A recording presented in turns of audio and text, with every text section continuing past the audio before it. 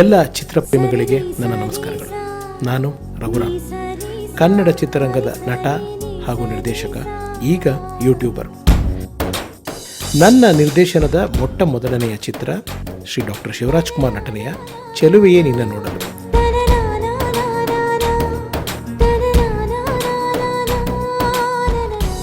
ನಾನು ಮಾಡಿದ ಈ ಚಿತ್ರ ಹಿಟ್ಟಾಗಿಲ್ಲ, ಆದರೆ ಒನ್ ಆಫ್ ದ ಹೈಪ್ಡ್ ಸಿನಿಮಾ.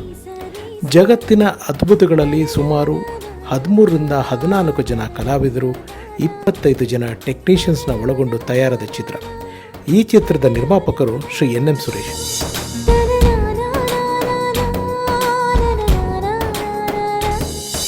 ಈ ಚಿತ್ರದ ತೆರೆಯ ಹಿಂದಿನ ಅಸಲಿ ಕಥೆಗಳು, ಕೆಲ ನಗ್ನ ಸತ್ಯಗಳು ನಿಮ್ಮ ಮುಂದೆ ಬಿಚ್ಚಿಡುವ ನನ್ನ ಈ ಹೊಸ ಹೆಜ್ಜೆ ಹಾಗೂ ಈ ಪ್ರಯತ್ನ.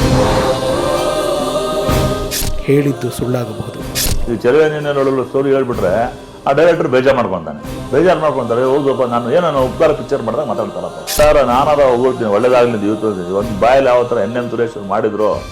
ಎಲ್ಲೋ ಒಂದು ಇಂಟರ್ವ್ಯೂ ಹೇಳ್ತಾರಂತೆ, ಅದು ಖರ್ಚೇ ಮಾಡಿಲ್ಲಪ್ಪ, ಚೆಲುವೆ ನೋಡಿ ದುಡ್ಡೇ ಖರ್ಚೇ ಮಾಡಿಲ್ಲ ಬಿಡಿ, ನಾನು free. What about your behaviour? 12 ಗಂಟೆ ಆದ್ರೂ ಫಸ್ಟ್ ಸ್ಟಾರ್ಟ್ ಇಲ್ಲ.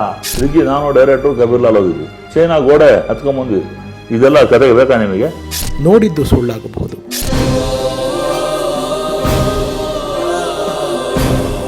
ಆದರೆ ಅಡಗಿರುವ ಸತ್ಯ ಆಚೆ ಬಂದೇ ಬರುವುದು.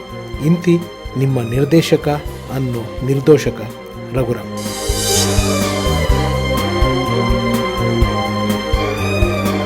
ಅಸಲಿ ಆಟ ಈಗ ಶುರು.